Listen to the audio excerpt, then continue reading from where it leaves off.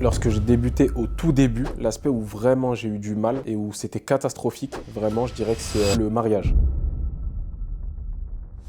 Bonne question. On va dire qu'au départ, c'était assez rapide, qu'en soi, c'est juste de la théorie. Donc, tu travailles la théorie chez toi. Et ensuite, quand tu es sur le terrain, tu l'appliques. Le moment où tu passes du niveau 0 au moment où tu passes au niveau correct, il n'est pas énorme. Après, ce sera des petits paliers à franchir. Se forcer à être agréable, ça va justement te permettre d'être plus magnétique. Ça va attirer les gens à toi. Les gens, ils vont parler aux mariés. Ils vont dire: ah ouais, le photographe, ah ouais, il a un bon taf, hein. Ah, en plus, il m'a bien fait rigoler avec Tati Martine, t'as capté? Ce monde-là, si je ne l'avais pas eu en formation, je pense que j'aurais pris pas mal de mariages pour m'y faire. Je me souviens, lorsque j'étais petit, ma sœur me demandait souvent de la prendre en photo, ma grande sœur, et à chaque fois que je prenais en photo, c'était exactement toujours la même réaction. Et en fait, j'ai toujours eu ce truc de me dire, c'est un peu comme les maths, je suis nul en maths, je suis nul en photo. Je me suis dit, je vais faire du mariage, c'est tout. Mais en fait, tu peux faire de la cuisine, tu peux faire des photos de sport, tu peux faire des photos, comme j'ai dit, de studio. En fait, tu peux tout faire. Bienvenue à tous dans ce nouveau podcast. Aujourd'hui, on va parler d'un sujet très intéressant qui va parler à de nombreux débutants de la photo ou peut-être ceux qui souhaiteraient se lancer. Donc en fait, on va aborder le parcours de quelqu'un qui travaille avec moi depuis longtemps chez Sabo Productions, un homme de l'ombre, mais qui aujourd'hui m'accompagne avec moi sur mes mariages. Ce qui est intéressant à travers son parcours, vous allez voir, c'est que de base, c'est quelqu'un qui n'était pas du tout dans la photo, c'est-à-dire qu'il n'avait jamais touché un appareil de sa vie. Il ne savait pas du tout comment ça fonctionnait, le triangle d'exposition, le cadrage, la composition, etc., etc. Et en fait, on l'a formé, c'est-à-dire c'est moi je l'ai formé avec Alexis, mon photographe que vous avez déjà vu sur cette chaîne. Et en fait, à force de l'avoir formé, il a pu pratiquer, etc., etc. Et cetera. Et maintenant, eh ben, il est opérationnel et il vient avec moi sur mes mariages. Et il a même ses propres clients.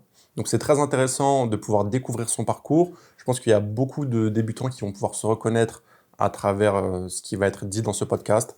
Donc sachez aussi que c'est disponible sur toutes les plateformes en ligne, sur Spotify, Deezer, Apple Podcast. Si jamais vous voulez écouter en arrière-plan, c'est tout à fait possible. Donc on commence sans plus tarder du coup avec mon gava des gavas, Kevin. C'est quoi, frérot? Comment ça va? Ça va, tout va bien et toi? Ça va très bien. Merci d'être là. Avec plaisir, tout le plaisir est pour moi. Du coup, comme j'ai dit, toi, tu vois, à la base, t'étais pas du tout dans la photo. Aujourd'hui, bon, bah, t'arrives à avoir tes propres clients, tu vois, t'as pu faire tes propres mariages. On t'a formé. Est-ce que tu peux nous dire, à la base, toi, tu faisais quoi avant la photo?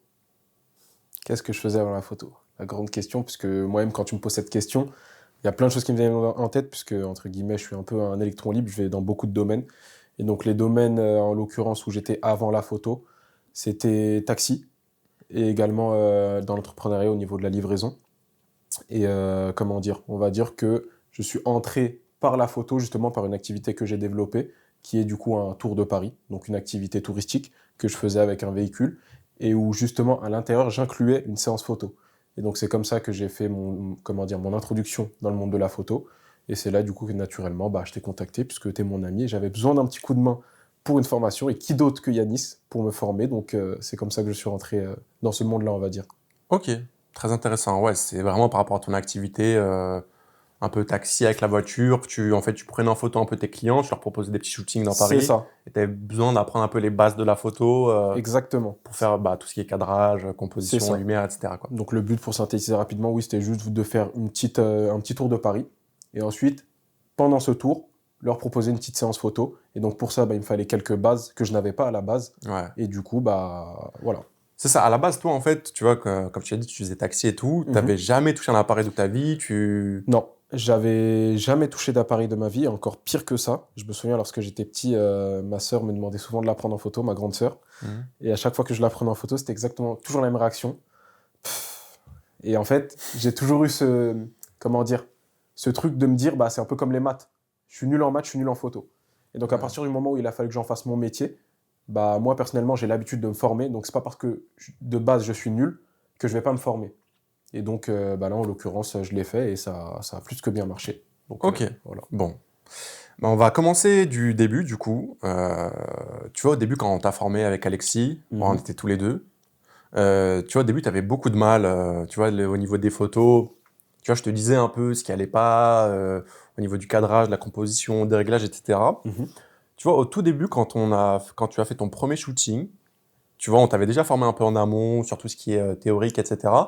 C'est quoi les choses sur lesquelles tu avais du mal, tu vois? Genre tes toutes premières photos, tu vois, est-ce que tu avais du mal genre, sur tes réglages, sur ta composition?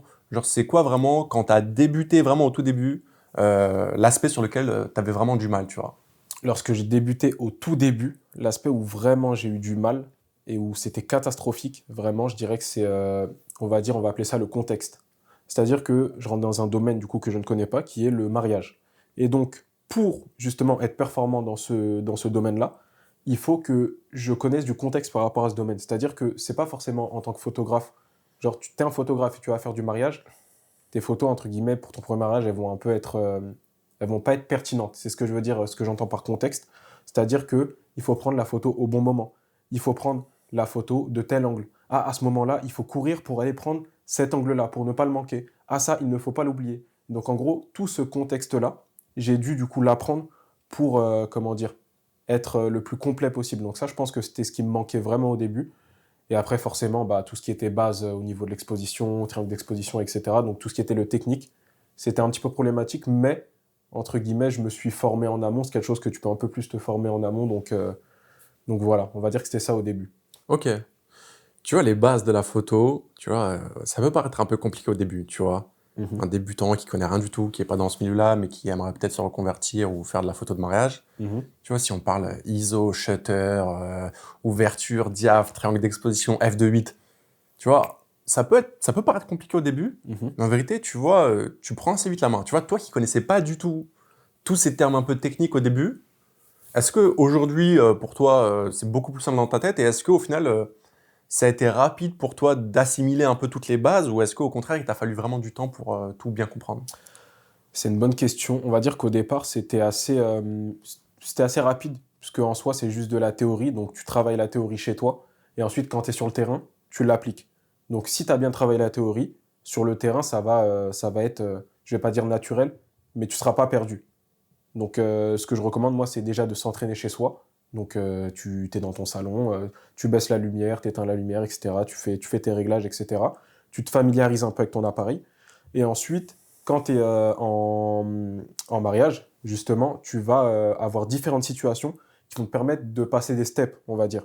Et donc, aujourd'hui, c'est tout simplement, bah, c'est naturel, vu que maintenant, bah, forcément, à force de travailler, c'est devenu naturel, mais on va dire que le moment où tu passes du niveau zéro au moment où tu passes au niveau correct, il n'est pas énorme. Après, ce sera des petits paliers à franchir petit à petit, mais on va dire que ça se maîtrise assez rapidement. Toi, t'as senti, tu vois, on a fait beaucoup de mariages ensemble au début, voilà, tu venais en doublon, Mhm. vraiment pour t'entraîner un peu, pour progresser. Est-ce que tu sentais que, genre, de mariage en mariage, à chaque fois que tu étais en doublon avec nous sur les mariages, tu sentais que tu progressais à chaque fois? Ou genre, il t'a vraiment fallu du temps pour sentir justement que tu passes au palier supérieur, tu vois? Non, moi j'ai vraiment senti qu'à chaque mariage, il y avait une évolution. Ok. Et je pense que cette évolution, justement, elle est due à bah, plein de facteurs, mais notamment à un facteur qui a été que j'ai beaucoup mis l'accent sur la correction. Donc moi, je suis quelqu'un qui j'aime pas la médiocrité. C'est-à-dire que dès que je vais faire quelque chose, il Hmm. va falloir que je progresse. Surtout si c'est du professionnel, surtout si je veux être payé pour ça, il faut que je progresse. Et je sais que pour progresser, c'est la correction qui va m'aider. Donc à chaque mariage, en fait, j'avais le réflexe de regarder ce que j'avais fait de bien, ce que j'avais fait de pas bien, et ensuite, du coup, de m'en servir comme leçon pour le prochain mariage. Tu vois, c'est important de pratiquer. Tu vois, Mhm. comme tu l'as dit, c'est ça qui t'a permis bah, de progresser de mariage en mariage.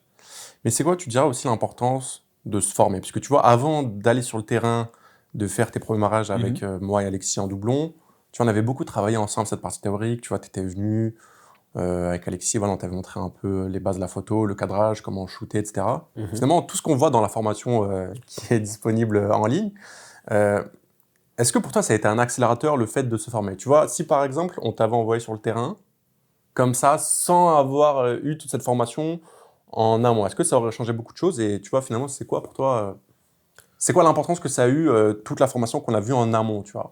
En fait, c'est tout simple. C'est vraiment tout simple. Donc, le truc, c'est que si, par exemple, on m'avait envoyé en mariage sans cette formation-là, ce que j'aurais fait, c'est que je me serais cassé la gueule. Pourquoi est-ce que je me serais cassé la gueule? Parce qu'en fait, il y a plein d'erreurs que j'aurais commises, du coup, en tant que photographe pour un mariage. Il faut se rendre compte qu'un mariage, c'est une fois, en théorie, pour les gens. Et donc, je me serais cassé la gueule, et ensuite, j'aurais appris. Mais au lieu de ça, j'ai appris, Et entre guillemets, j'ai pu éviter du coup de me casser la gueule. Puisqu'en fait, lorsqu'on commence un business, entre guillemets, je suis bien placé pour le savoir, vu que, comme je l'ai dit, je suis un électron libre. Lorsqu'on commence quelque chose, forcément, au début, on a une phase d'apprentissage. Et dans cette phase d'apprentissage, on va faire erreur, erreur, erreur, erreur, et ensuite on corrige, et c'est là qu'on devient bon.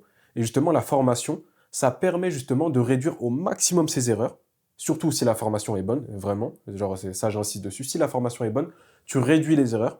Et ensuite, lorsque tu vas être sur le terrain, tu seras plus stable. Tu seras plus stable et là, tu vas pouvoir faire quand même tes erreurs parce qu'il faut faire tes erreurs.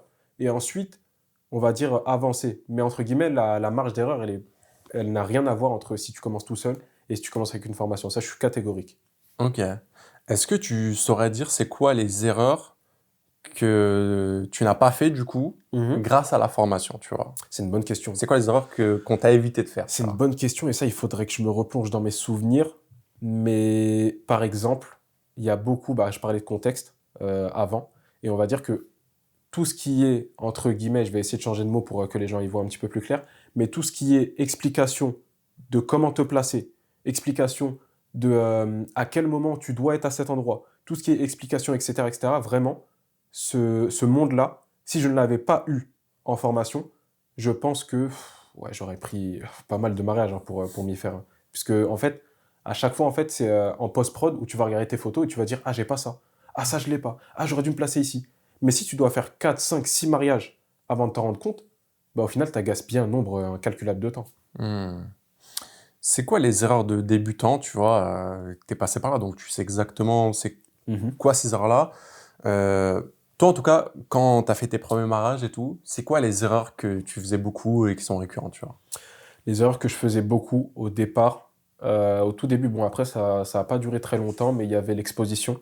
J'exposais pas très bien mes images. Et il y avait aussi le shutter. Ça, j'avais un peu de mal avec le shutter. Donc, le fait d'avoir des personnes, du coup, lorsqu'elles étaient en mouvement, qu'elles restent bien nettes sur la photo. Ça, j'avais un petit peu de mal. Et globalement, au niveau du technique, c'est globalement ça, hein, je dirais, hein. Moi, je me souviens d'un truc, Ouais, c'était le fait que tu shootais beaucoup dans le vide. Je sais pas si tu te souviens. oui, c'est vrai. Je te disais beaucoup ça. C'est vrai, c'est vrai. C'est vrai, c'est vrai. Et je l'ai toujours un petit peu, sans mentir. J'ai toujours un petit peu le fait de shooter dans. Enfin, peut-être pas de shooter dans le vide, mais en tout cas de faire plus de photos que ce que je devrais.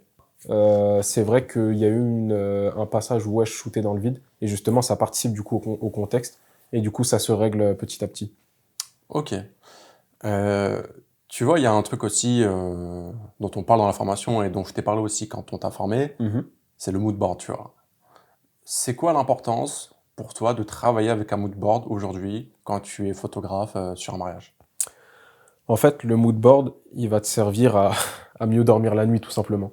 Puisque, en fait, lorsque tu vas te rendre sur ton mariage et que tu as un mood board, déjà, en fait, ce qu'il faut savoir, c'est que la séance couple, elle est stressante, de base, elle est stressante pour les mariés, elle est stressante pour le photographe. Et donc, c'est la partie qu'il faut pas rater. Donc, vu que c'est la partie qu'il faut pas rater, il faut venir préparer, il faut venir armer. Et l'arme, du coup, ton arme favorite pour bien réussir ta séance couple, c'est le mood board. Parce que du coup, ça va aller vraiment naturellement. Et on va dire que vous pouvez essayer, hein, vous pouvez essayer de faire une séance couple sans mood board. Vous pouvez essayer d'en faire une avec mood board. Vous allez voir que ça n'a rien à voir. Vraiment. Ok, ouais, tu te sens beaucoup plus à l'aise le fait d'avoir préparé tout ça en amont, quoi. C'est ça, en fait, t'as juste à. En fait, t'es en contrôle et t'as ton anti-sèche. Pour moi, c'est ça. Ok, très bel exemple. Tu vois, là, on parle de préparation pour le mood board, mais en vérité, tu vois, pour un mariage, c'est la préparation tout court. La clé, en Mhm. vérité, tu vois, de bien connaître ses mariés, etc. Mhm. Euh, Tu vois, il y a un truc aussi qui est important, c'est de créer ce lien, ce feeling-là avec les mariés. Tu vois, je sais que c'est un truc qui est important pour toi, ça. Qu'est-ce que tu peux nous dire à ce propos-là, tu vois, le fait de créer ce feeling-là avec les mariés? Ça, c'est hyper, hyper, hyper intéressant et hyper important. Et je pense que c'est peut-être ce qui fait la différence entre un bon photographe et un très bon photographe. C'est-à-dire que le lien que tu vas créer avec tes mariés, il est tellement essentiel que, comment dire, moi j'ai eu la chance d'être formé par toi et par Alexis. Et vous deux, avec les mariés, vraiment, vous êtes. Il y a juste à aller voir les avis clients. Vraiment, il faut juste aller voir les avis clients pour comprendre. Et en gros, moi justement, j'étais dans la bonne école pour apprendre, parce qu'en fait, j'ai pas seulement appris du technique, j'ai pas seulement appris à comment faire des photos, j'ai appris aussi à interagir avec les humains. Et on va dire que j'ai vu la différence, et surtout en écoutant les témoignages des autres mariés, qui par exemple, certains ont pris des photographes avant nous, avant Alexis, avant toi. et qui ensuite nous disent que en fait, ça n'a rien à voir, c'est-à-dire l'expérience Saboprod, quand on parle d'expérience Saboprod, c'est quelque chose de réel, c'est pas quelque chose qu'on invente, c'est quelque chose que les clients disent. Donc, l'expérience Saboprod, elle est fondamentale dans le sens où, à partir du moment où tu vas bien t'entendre avec le client, à partir du moment où tu vas faire rigoler le client, à partir du moment où tu vas le mettre à l'aise, c'est plus du tout la même prestation. On a eu des clients qui nous ont dit, moi, je suis pas du tout à l'aise en photo, moi, il faut me mettre à l'aise, etc., etc. Et à la fin du shooting, ils nous ont dit, mais je suis choqué. C'est passé comme une lettre à la poste, j'ai même kiffé. Ils ont kiffé l'expérience. Et donc, à partir du moment où tu arrives à fournir ça comme résultat à tes clients, non seulement tu vas plus aimer ton taf, non seulement les photos elles seront plus belles, non seulement les clients derrière ils vont te rappeler. Ah ouais, j'avoue, Kevin, pendant la séance photo, ah ouais, on a trop rigolé, nanani, nanana. Et en fait, ce lien-là que tu crées, en fait, il va être, comment dire, fondamental pour toutes les sphères que je viens d'évoquer. Pour toutes les sphères, en fait, c'est hyper important d'être à l'aise avec tes clients et de les faire kiffer, tout simplement. Ok. Tu vois, quand tu shootes un mariage, souvent tu crées ce lien avec les mariés. Enfin, moi, personnellement, c'est un des aspects que j'aime le plus, c'est vraiment que tu crées un lien incroyable avec tes mariés, parce que tu immortalises le plus beau jour de leur vie et ils sont très reconnaissants envers toi, tu vois. Et quand tu es photographe, c'est pas tout le temps que tu as cette reconnaissance-là. Toi, c'est quoi, maintenant que tu as fait beaucoup de mariages, et beaucoup même de shooting, parce que tu n'as pas fait que du mariage aussi, tu as Ouais, bien shooté un sûr. peu de l'événementiel, un peu du lifestyle. C'est quoi que tu préfères quand tu shootes un mariage, tu vois? Ce que je préfère quand je shoot un mariage, c'est une bonne question. C'est une bonne question. Je pense que je vais mettre la séance couple. Je pense que je vais mettre la séance couple puisque en même temps, c'est l'un des moments les plus stressants parce que tu dois pas te rater, mais en même temps, c'est l'un des moments où du coup, tu vas être isolé avec les mariés et où déjà, forcément, tu auras créé un peu de lien puisque du coup, la séance couple, en général, elle est du coup après la mairie, etc. Tu auras déjà passé un peu de temps avec les mariés. Ils seront peut-être un peu plus détendus parce que du coup, ils seront seuls, les invités, ils seront pas là. Et donc, c'est là où tu vas pouvoir du coup approfondir un petit peu la relation avec eux. Et donc, en même temps que tu approfondis la relation, forcément, je l'évoquais avant, tu fais des belles photos parce que c'est là où tu es attendu. La séance couple, c'est là où vraiment il faut que tu mettes le paquet, il faut que les photos, elles en jettent pour que tu restes dans la tête des clients.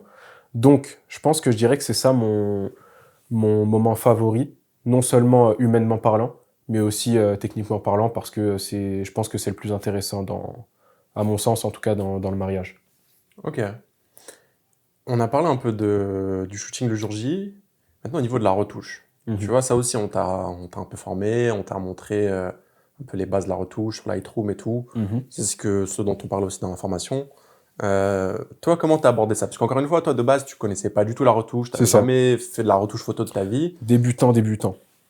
Là, aujourd'hui, bon, t'as quand même beaucoup progressé. Euh, la retouche, qu'est-ce que tu peux nous dire à ce propos-là? Genre, est-ce que tu trouves que c'est compliqué? La retouche, à premier abord, tu as l'impression que c'est compliqué. Tu as l'impression que, waouh, il y a tous ces réglages, etc., etc.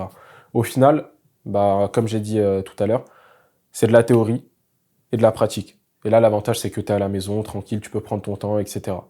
Donc, entre guillemets, il va y avoir cette petite phase où tu vas devoir apprendre pour arriver à un niveau correct. Et ensuite, tu auras cette phase pour vraiment passer au niveau expert. Et justement, moi, ce qui m'a beaucoup aidé, c'est forcément la formation, dans le sens où tu peux apprendre tes bases, par exemple sur YouTube, etc., puis tu peux te former tout seul. Mais ensuite, l'utilisation des presets, de comment les intégrer dans ta photo, à quel moment, sur quel type de mariage, moi, je pense que c'est ce qui m'a fait passer au plus haut niveau. Justement, c'est l'aide d'Alexis et ton aide également pour la retouche. Ok. C'est quoi les conseils que tu donnerais à un photographe, enfin, ou quelqu'un qui voudrait se lancer dans les mariages, et donc qui débute vraiment, tu vois, tu es passé par là, donc tu sais Mhm. exactement ce que c'est. Tu donnerais quoi comme conseil à cette personne-là qui se lance dans les mariages et qui se lance dans la photo et qui voudrait faire des mariages? Déjà, je vais commencer par un conseil un peu plus général. Je vais sortir du cadre photographe de mariage. Lorsque tu te lances dans un business en général, ce qu'il faut que tu fasses, vraiment, et ça, je pense que tous les entrepreneurs ils vont te le dire, il faut que tu y ailles, il faut que tu passes à l'action. Et en fait, lorsque tu vas passer à l'action, forcément, tu vas faire des erreurs. Et donc, ces erreurs-là, pour diminuer la marge d'erreur, il va falloir que tu te formes. Donc, soit tu te formes en théorie, soit tu te formes en pratique, soit les deux. Moi, ce que je conseille, c'est de faire les deux. Donc, tu te formes en théorie et tu te formes en pratique. Et donc, moi, c'est ce qui m'a beaucoup aidé. Donc, moi, je suis quelqu'un, j'aime beaucoup apprendre. J'aime beaucoup, beaucoup, beaucoup apprendre. J'aime beaucoup me poser pour voir, entre guillemets, ce que je peux faire, ce que je peux pas faire. Il y a une phrase qui dit, c'est Newton qui disait ça. Il disait, si j'ai pu voir plus loin que les autres, c'est parce que je me tenais sur les épaules des géants. Et en gros, ce qu'il veut dire par là, c'est que à chaque fois qu'il se lançait dans un projet, il regardait ce que ses prédécesseurs avaient fait avant. C'est-à-dire que il lisait les livres et ensuite il avait la connaissance pour pouvoir, comment dire, atteindre son projet. Et donc en fait, c'est tout simple. Tu te formes sur l'épaule d'un géant. Donc en l'occurrence, moi je me suis formé sur l'épaule de Yanis. Et ça a plutôt bien marché. Et Alexis? Et Alexis, sans oublier le GOAT. Et on va dire que avec cette, comment dire, cette formation-là, j'ai pu être beaucoup plus à l'aise et j'ai pu voir plus loin tout simplement. Et au final, faut aussi souligner que je me suis formé en très peu de temps. J'ai mis franchement moins d'un an pour maîtriser un mariage et être capable de faire mon premier mariage tout seul. Je crois que mon premier mariage tout seul, je l'ai fait au bout de 5-6 mois maximum, quelque chose comme ça. Ça, c'est très intéressant, tu vois, parce que c'est ce dont on parle dans la formation, c'est que déjà plusieurs choses. Tu vois, pour se lancer dans la photo et la vidéo et vraiment en vivre et en faire une activité rentable et vivre à fond de sa passion, il faut comprendre déjà que c'est un vrai business, tu vois. Parce que vu que c'est un métier un peu créatif, un peu artistique, il y en a beaucoup qui pensent que t'as pas toute cette partie entrepreneuriat, formation à gérer, c'est juste, tu vas aller sur le terrain, tu vas faire des erreurs, tu vas apprendre et les clients vont venir tout seuls. En vérité, si on veut vraiment en vivre et pas que ce soit simplement un hobby, un loisir, il y a toute cette partie business et entrepreneuriat à gérer. Et il y a un truc aussi, tu vois, qui peut faire peur à beaucoup de monde, c'est faire son premier mariage. Toi, Ouais. c'était comment ton premier mariage, ton premier client mariage que tu as trouvé par toi-même, tu vois, où là, c'était pas avec moi, genre, moi, j'étais pas là, Alexis n'était pas là, tu vois, tu étais vraiment tout seul, entre guillemets, livré à toi-même. Bon, tu avais déjà été formé en amont, mais comment ça s'est passé, tu vois, ce premier mariage et comment tu as trouvé ce client-là? Hum, je vais peut-être répondre un peu à côté de ta question, mais on va dire que ça compte quand même. Parce qu'en fait, le premier événement que j'ai fait de moi-même avec mon propre client, c'était pas un mariage, c'était un baptême. Et en fait, comment est-ce que moi j'ai obtenu ce client? Par quelque chose qui est en lien avec ce que j'évoquais avant, c'est-à-dire de faire le lien avec ses mariés. Donc non seulement de faire le lien avec les mariés, mais faire le lien avec les invités. Parce qu'en fait, comment est-ce que j'ai obtenu cette prestation-là? C'est via une autre prestation que j'ai fait. C'est-à-dire que je me suis rendu dans un mariage. Donc j'ai fait un mariage de mon côté avec toi. Et ensuite, lorsque j'ai fait ce mariage-là, j'ai pu créer des liens à droite à gauche parce que j'étais bonne vibe, parce que on s'est bien entendu avec tout le monde. Du coup, ils ont aimé la manière dont je me comportais, ils ont aimé le travail que j'ai fourni, et ensuite, des invités ont fait appel à moi pour leur prestation, donc pour un baptême en l'occurrence. Et donc ça m'a permis du coup de créer du lien, et ils m'ont même rappelé pour une autre prestation à côté qui était un événement de vente. Mais bref, c'était une autre prestation que j'ai pu faire en plus de ça. Et donc tout ça est parti de moi sur le terrain qui fait mon travail avec le sourire. Très intéressant, tu vois, c'est la question que j'ai envie de te poser. Tu vois, la photo de mariage, c'est un milieu qui est un peu différent des autres. C'est pas un milieu dans lequel on peut venir, on prend les photos et on se casse derrière, tu vois. L'aspect relationnel est vraiment très important. Bon, c'est important dans tous les milieux où on shoot, mais encore plus quand on fait du mariage. Tu vois, typiquement, là, ce premier client-là, du coup, si je comprends bien, tu l'aurais pas trouvé par toi-même si tu n'avais pas été avenant avec les autres invités, si t'étais pas allé vers eux, etc. C'est quoi l'importance, tu vois, du relationnel? Là, on parle vraiment pas de technique, vraiment du côté humain, etc. C'est quoi l'importance du relationnel pour un photographe, selon toi? L'importance, elle est fondamentale, hein. Vraiment, c'est le jour et la nuit entre quelqu'un qui maîtrise, entre guillemets, cet aspect-là relationnel et quelqu'un qui ne le maîtrise pas. C'est vraiment le jour et la nuit. Parce que, comme je l'ai dit, tu vas avoir cet aspect déjà plaisir lorsque tu vas bien t'entendre avec les gens. Tu vas leur donner du plaisir également et ils vont se souvenir de toi. Donc, on va dire que le fait d'être avenant avec les gens, d'être agréable, d'être souriant et de pas donner 100%, mais de donner 110%, de pas compter tes heures, d'être investi, de rendre service, entre guillemets, moi, c'est un peu dans la personnalité, donc j'ai pas forcément de mal à le faire. De base, j'estime être quelqu'un de plutôt serviable. Et on va dire que ça se ressent dans mon travail. Et les gens le ressentent, ça. Surtout, c'est un travail qui est humain. Les gens sont pas bêtes. Les gens sentent quand tu veux calculer. Les gens sentent quand tu veux partir vite. Les gens sentent quand t'es saoulé, etc. Et donc, le fait d'être constamment agréable et de limite je dis limite, se forcer à être agréable, ça va justement te permettre d'être plus magnétique. Ça va attirer les gens à toi. Les gens, ils vont parler aux mariés. Ils vont dire, ah ouais, le photographe, ah ouais, il a fait un bon taf, hein. Ah, en plus, il m'a bien fait rigoler avec Tati Martine, t'as capté? Tu vas voir Tati Martine, tu lui fais une blague. Tu vas voir Oncle Joseph, tu lui fais une blague. Tu vas voir la petite fille, tu la prends en photo. Tu fais ce que tu veux, mais il faut que tu sois une valeur ajoutée au mariage. Faut pas qu'on se dise, le photographe, il était là pour prendre des photos. Non. Ah ouais, le photographe, limite, invite-le la prochaine fois, même s'il prend pas de photos, c'était grave bien de l'avoir. Il faut que ces gens-là aient le ressenti que, en fait, t'as été une pièce en plus dans la fête. Je pense que Hmm. c'est à partir du moment où tu as atteint ce stade-là, t'as même pas à t'inquiéter pour ton business, en fait.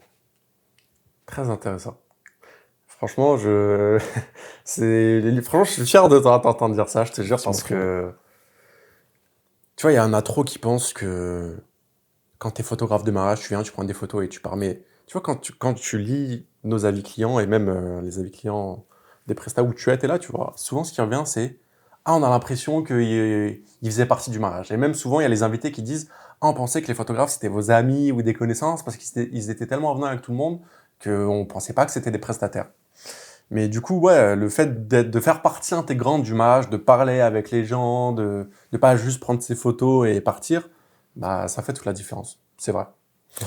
Ouais. Du coup, bah, en plus des mariages, du coup, tu as pu faire d'autres prestations. Tu vois, en tant que photographe, tu as vraiment pu développer un peu, on va dire, tes skills, ton portfolio. Tu as pu shooter un peu de l'événementiel, un peu du lifestyle. Euh, Est-ce que, du coup, le fait de shooter du mariage, ça t'a permis aussi de progresser en photo de manière générale, de faire de toi un meilleur photographe et pas uniquement un photographe de mariage? Totalement. Totalement, puisque en fait, bah, le mariage, c'est tellement divers comme domaine que au final, tu sais tout faire, hein. Tu sais, franchement, j'essaie de réfléchir à un domaine que je ne maîtrise pas, entre guillemets, puisque là, on dirait à la phrase, on dirait je bombe de ouf. Non, c'est pas ça. Mais en fait, ce qui va te permettre du coup le domaine du mariage va te permettre de connaître ton appareil photo. Il va te permettre de connaître comment interagir avec les gens. Il va te permettre de savoir comment gérer les lumières. Il va- Intérieur, C'est ça, extérieur. intérieur, extérieur. Comment gérer le stress, parce que c'est l'un des domaines où tu es le plus stressé. Comment gérer. En fait, il y a trop, trop, trop de trucs que ça t'apprend. Ouais, tu fais un peu tout, quoi. Tu fais tout. Et Ouais. en fait, à la fin, bah, tu es polyvalent. Et du coup, bah, tu peux faire ce que tu veux. Tu peux faire, j'ai fait du sport aussi, j'ai fait des photos de sport. Tu peux faire des naissances, tu peux faire des photos studio, tu peux faire ce que tu veux en fait. C'est très polyvalent, ouais. Archi polyvalent. C'est la meilleure école pour moi.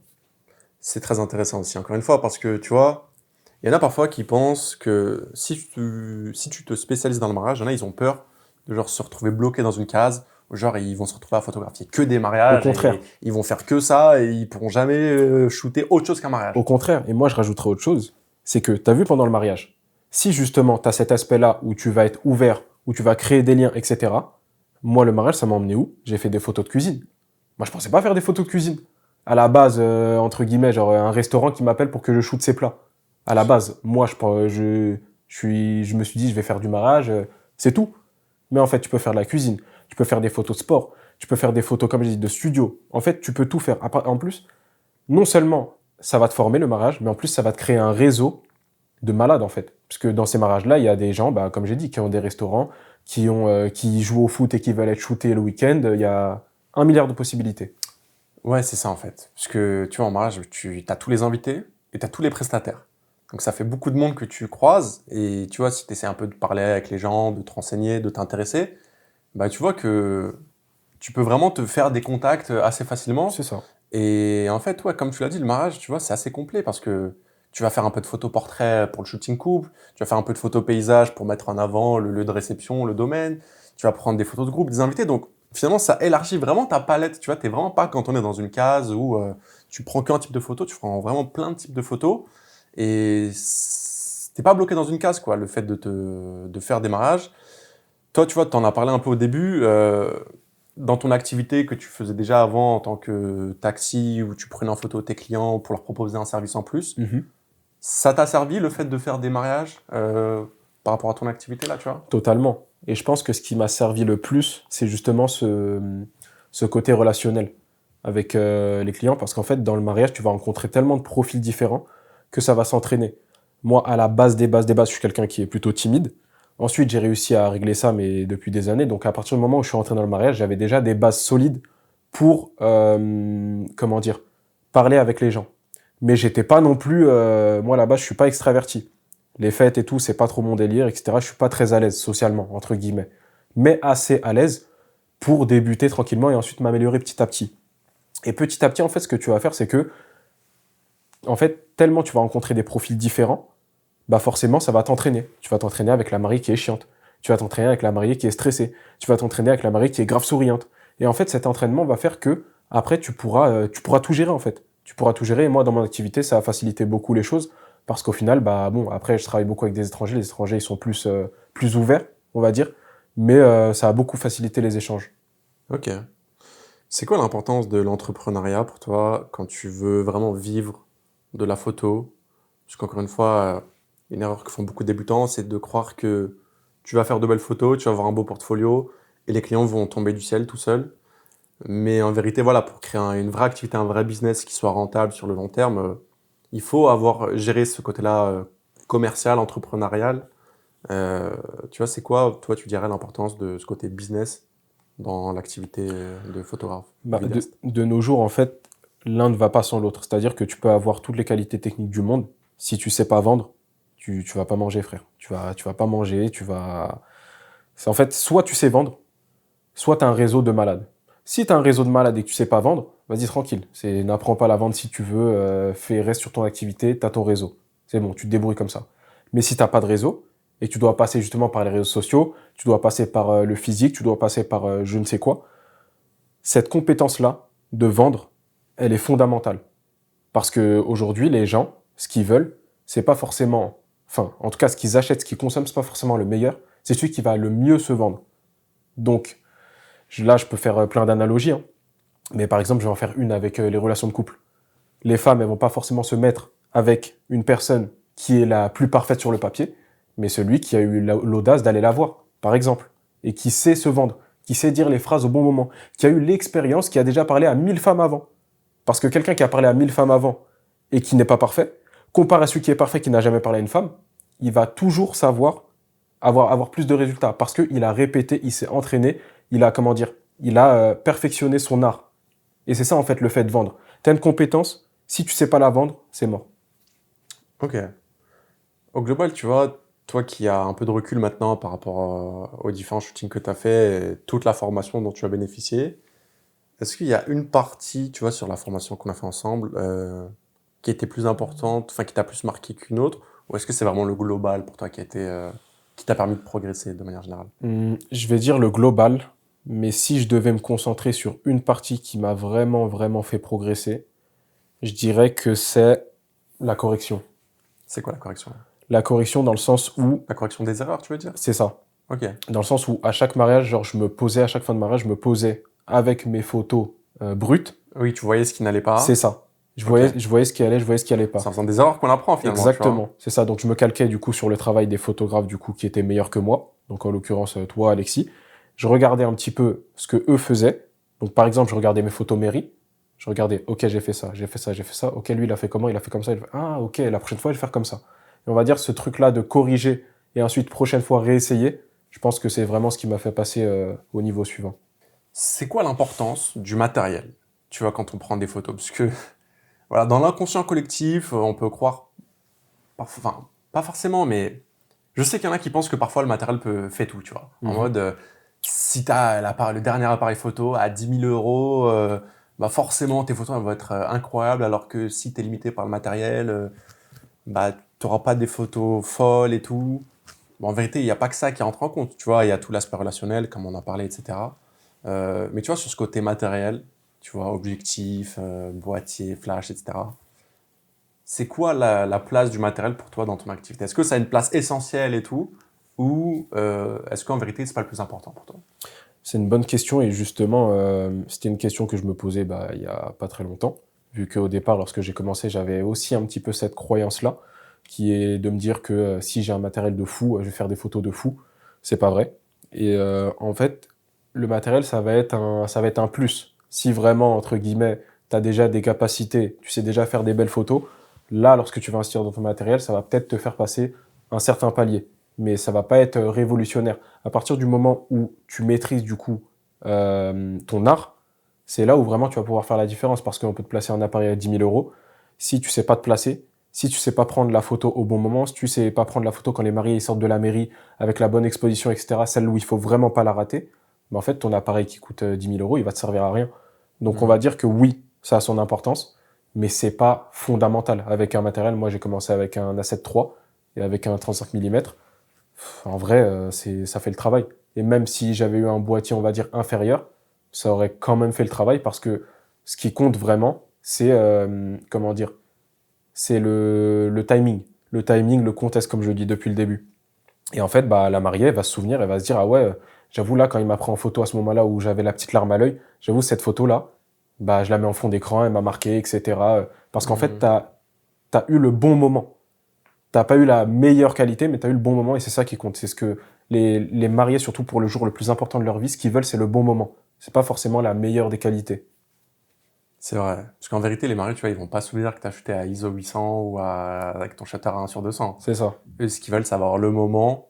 Donc ça veut dire, en fait, ce qui est important, si jamais on veut se lancer dans ce métier, faut pas avoir des croyances limitantes à se dire ah, il me faut tout de suite la caméra ou l'appareil à 5000 euros. En soi, c'est bien de l'avoir, mais ça doit en aucun cas être un frein pour se lancer, quoi. Mhm. C'est ça. Ça doit pas être un frein, et surtout, c'est quelque chose qui doit, je pense, nous motiver. Le fait d'avoir un objectif en tête. Donc là, il y a les deux. J'ai fait le pont. Bref. Le fait d'avoir un objectif et un boîtier en tête. Ah, j'avoue, lui, je veux l'acheter dans quelques temps. Il faut comment dire, s'en servir comme motivation et surtout pas comme frein. Se dire, j'ai pas le matériel nécessaire. Non. Tu y vas, tu t'améliores, tu fais un petit peu d'argent et tu prends ton boîtier par la suite. Ok.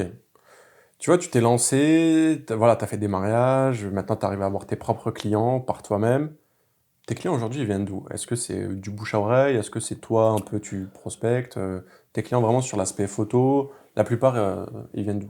Comment tu les trouves? Alors, je vais dire déjà, bah, comme je l'ai évoqué tout à l'heure, lorsque je suis sur le terrain. Donc lorsque je suis sur le terrain, il y a différentes techniques. Donc je vais en donner une, par exemple, que Alexis m'a apprise. Donc par exemple, lorsqu'il y a des mariés, enfin, il y a notamment des fiancés qui sont présents dans le mariage, tu vas les voir. Et là, tu vas me dire, mais comment tu fais pour repérer les fiancés? En gros, ce que tu vas faire, c'est que tu vas regarder un petit peu les couples qui sont un petit peu jeunes. Tu vas les regarder, tu vas les scanner. Tu vas regarder si madame elle a une bague au doigt ou pas. Et ensuite, tu vas aller leur parler. Tu leur parles, ah oui, c'est comment? Est-ce que vous vous mariez bientôt, etc. Ah bah oui, on vient de se fiancer, le mariage est l'année prochaine, etc. Et ensuite, là, une fois que tu as créé du lien et qu'ils voient que tes photos sont sublimes, forcément, ça va être facile après de, comment dire, de se placer pour leur mariage. Donc ça, c'est l'une des premières techniques. L'une des secondes techniques, il y a le réseau. Donc le fait de créer des contacts, donc non seulement peut-être avec les autres photographes que tu vas croiser sur le mariage, avec les prestataires, avec peu importe. Et du coup, bah, on en revient encore une fois au fait d'être à l'aise avec les gens et de créer du lien. Donc tu crées du lien justement pour que ces personnes-là, ces prestataires, ils puissent te recommander sur des mariages. Donc il y a ça. Et il y a également bah, du coup le salon du mariage, du coup, qui est un très bon endroit pour justement avoir des clients. Et globalement, je sais pas si j'ai oublié quelque chose, tu me dis.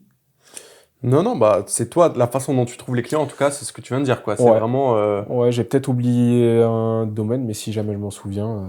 non, en tout cas, l'aspect principal, c'est vraiment de networker, de parler avec les gens, quoi. C'est C'est-à-dire ça, d'aller vers les prestataires, d'aller vers les invités. exactement. Il y en a un que j'ai pas mentionné puisque je l'ai pas vraiment développé. C'est le fait d'être présent sur les réseaux sociaux, de mettre du contenu, C'est vrai que t'es etc. pas très présent sur les réseaux sociaux. C'est vrai, c'est mon défaut. Franchement, c'est mon défaut. Je suis pas très réseaux sociaux. Mais si vous êtes réseaux sociaux et que vous maîtrisez, enfin, moi je le conseille vraiment. D'ailleurs, pour n'importe quel business, il faut avoir une présence sur les réseaux sociaux. Et donc, bah, il faut se former également. Et comment dire, une fois que tu as cette présence-là sur les réseaux sociaux, bah, limite, t'as même plus besoin de faire autre chose, quoi. Au niveau de la retouche photo, on en a un peu parlé déjà. Je sais qu'à un moment, pour toi, il y avait une question qui se posait. Est-ce que tu hésitais en fait à retoucher tes photos au début sur iPad ou sur ordinateur? Même au début, tu as même retouché sur téléphone, tu vois, parce que tu n'avais pas le budget pour te prendre un ordi, enfin un De Mac. ouf. Euh, Tu vois, comment ça s'est passé déjà au début? Parle-nous un peu comment tu faisais pour retoucher sur téléphone, donc sur un petit écran, tu avais tout un mariage, Et en vrai, c'est impressionnant, hein. Je sais même pas comment t'as fait, moi-même, j'arriverai pas. Donc, déjà, commence par nous parler de ça et après, on va parler de. C'est ça, bah en fait, à la base, moi je suis un bricoleur. C'est-à-dire que lorsque je vais avoir une idée en tête, je vais tout faire pour atteindre cet objectif-là avec les armes que j'ai. Et donc à l'époque, j'avais pas un budget énorme. Donc j'avais mis tout mon budget dans mon appareil, dans mon objectif. Et on va dire que j'avais pas le budget pour me payer un Mac, un iPad, etc. Donc j'ai cherché une solution et j'ai trouvé une solution, Lightroom mobile, donc sur mon iPhone. Donc j'ai installé l'application et ensuite petit à petit j'ai retouché. C'est vrai que c'était long, mais entre guillemets Le téléphone, il devait surchauffer à mort. surchauffer un peu, surchauffer un peu. C'était surtout le Toucher délai. tout un mariage sur un téléphone, c'est Ouais, c'était le délai de comment de dire. traitement. C'est ça, de traitement qui était assez long. Mais parfois, faut faire des sacrifices. Parfois, faut un peu comment dire, ouais, tout simplement faire des sacrifices. Et petit à petit, je m'en suis sorti. J'hésitais ensuite à investir soit dans un iPad, soit dans un Mac. Ouais. Donc au final, j'ai opté pour un Mac. Et j'en suis très content. Et T'as senti une vraie différence quand quand t'as commencé à retoucher sur le Mac, sur l'ordi, par rapport au téléphone? ouais, bien sûr, ça va beaucoup plus vite. Ça n'a rien à voir. Ça n'a rien à voir. Ok. Vraiment rien à voir. Et ouais, très bon investissement. Et voilà. Ok, très bien. Je pense qu'on a fait le tour un peu sur ton parcours. En tout cas, dans la photo, par rapport au début, quand tu t'es lancé.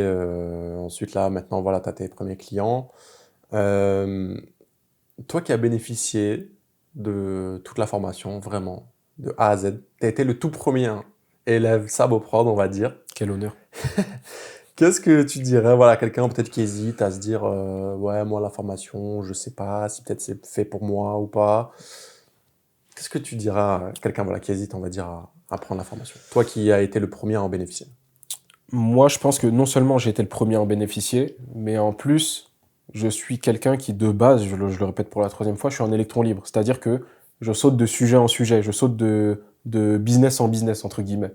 Et à chaque fois, ce qui me frappe, c'est qu'en fait, tu dois être accompagné.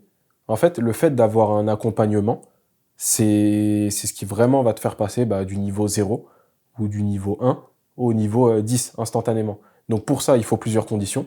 Il faut que l'enseignant soit de qualité, et il faut que la personne soit enseignable. Donc si jamais toi, tu es enseignable et tu es prêt à écouter les conseils, et tu es prêt à les appliquer, tu es prêt à faire le boulot derrière pour appliquer, il n'y a aucune raison que tu ne réussisses pas. Et donc, moi, ça a été surtout ça, l'importance de me former. C'est-à-dire que vraiment, si je n'avais pas investi dans cette formation, ça m'aurait pris, franchement, parce que là, on est en train de dire ça m'aurait pris autant, mais il y a un autre domaine qui est que non seulement ça m'aurait pris beaucoup plus de temps pour me former, donc j'aurais pas eu le niveau que j'ai aujourd'hui, mais ça aurait réduit mes opportunités de fou. Parce que comme je l'ai évoqué avant, j'ai des opportunités pour shooter des restos, pour shooter du sport, pour shooter de l'événementiel. Et en fait, toutes ces prestations-là, ça fait qu'aujourd'hui, je peux me retrouver avec un chiffre d'affaires archi intéressant par rapport à avant. Et si je m'étais formé tout seul. Parce que tu te formes tout seul, ton premier mariage, il va pas être bon. Le deuxième, il va pas être bon. Le troisième, il sera pas bon. Et tu n'auras pas toutes les armes que je viens de vous expliquer pendant le podcast. Tu n'auras pas toutes ces armes. Mais une fois que tu t'es formé et que tu as toutes les armes, non seulement tu es opérationnel rapidement, mais en plus, tu ne vas pas payer ce qu'on appelle le coût d'opportunité. C'est-à-dire que le coût d'opportunité, c'est tu n'es pas prêt au moment T, où dans la pièce, il y aura peut-être, je sais pas, Mbappé. Je dis une bêtise, hein, mais tu vas à un mariage, il y a une star qui est là, il y a un influenceur qui est là, peut-être que tu vas faire le mariage, tu seras claqué. Tu seras claqué. C'est possible. Parce que lorsque tu commences et que t'es pas prêt, t'es claqué. Donc si t'es claqué, qu'il y a Mbappé à la table d'à côté, et que, par exemple, tu t'es bien entendu avec lui, il a kiffé ta vibe, etc., mais il va demander à voir les photos après, t'es KO, y a pas d'Mbappé, frère. Donc coup d'opportunité de malade mental. Donc moi, je vais dire que la formation, elle m'a servi à ce niveau-là. J'ai gagné du temps, j'ai gagné de l'argent, j'ai gagné des contacts, j'ai gagné des compétences. C'est... En fait, ça fait surtout gagner un temps fou, quoi, que se former tout seul dans son Comme coin. je l'ai dit, hein, non seulement ça fait gagner du temps, mais ça fait gagner de l'argent. En fait, les gens ne se rendent pas compte à quel point investir sur soi, c'est fondamental. C'est pas important, c'est fondamental dans n'importe quel domaine, n'importe lequel. Pourquoi c'est fondamental? Comme je l'ai dit, vraiment, à partir du moment où tu vas avoir les compétences nécessaires, tu vas pouvoir, mais en fait, Tu vas t'imagines, plus vite, quoi. ouais, c'est ça, en fait, t'imagines pas à quel point une seule prestation, elle peut changer toute ta vie. Et à ce moment-là, si lors de cette prestation-là, t'es prêt, bah, c'est parti, mais si t'es pas prêt, t'as laissé passer ta chance. Ok, très bien. Bon, bah, ce sera le mot de la fin en tout cas. Merci à toi d'avoir pris le temps de partager Tout un le peu plaisir était pour moi. ton expérience, ton parcours dans la photo. Franchement, c'était très intéressant et je pense que il y a beaucoup de monde beaucoup de débutants, voilà, qui pourront se reconnaître dans ton parcours parce que vraiment, je le répète encore une fois, à la base, tu n'avais jamais touché d'appareil photo de ta vie. C'était un milieu que tu connaissais pas et maintenant, bah, tu arrives à avoir tes propres clients et tu arrives à générer de l'argent et même, bah, tu prends du plaisir en faisant ces prestats photos. Donc, merci à toi d'avoir partagé ton expérience. Avec grand plaisir, je rajouterai un petit mot aussi que j'ai oublié, mais qui est hyper important. Ce sera le mot de la fin, de rester intègre. Tout simplement. Parce qu'on peut également, entre guillemets, mettre tout ce que j'ai dit en place, mais le plus important, le plus fondamental pour moi, c'est de rester intègre et de rester vrai. Parce que ça, les gens le ressentent. Vous allez faire un métier qui est humain. Et à partir de ce moment-là, bah, vous trichez pas, vous êtes intègre. Faut Après, rester soi-même, quoi. c'est ça, faut rester soi-même et voilà. Bah, ce sera le mot de la fin. Restez vous-même, investissez en vous-même. Voilà, si la photo, la vidéo, c'est un domaine qui vous intéresse, peu importe hein, que vous soyez débutant ou même si vous vous êtes déjà lancé mais que vous avez du mal à en vivre, puisque voilà, c'est un métier dans lequel il peut y avoir beaucoup de précarité. Je suis moi-même passé par là et je sais exactement ce que c'est d'avoir du mal à boucler les fins de mois quand on est photographe ou vidéaste, puisqu'on n'a pas forcément beaucoup de clients. Moi, je vous le dis, voilà, les mariages, c'est un milieu qui peut apporter de la stabilité dans votre activité. C'est un milieu aussi qui peut vous rapporter de l'argent, puisque vous le savez, un mariage, ça coûte cher. Et quand vous faites les choses bien, bah, les mariés peuvent vous réserver et débloquer du budget une fois que vous faites votre travail correctement. Encore une fois, pour ça, il faut avoir les bonnes informations, il faut se former, il faut passer à l'action et il faut pratiquer, pratiquer. Donc voilà, si ça vous intéresse, je vais vous inviter à cliquer sur le premier lien que vous avez trouvé dans la description. Et si vous avez bien aimé ce podcast, de manière générale, n'hésitez pas à laisser un like ou à vous abonner. Merci à vous d'avoir regardé et je vous dis à bientôt.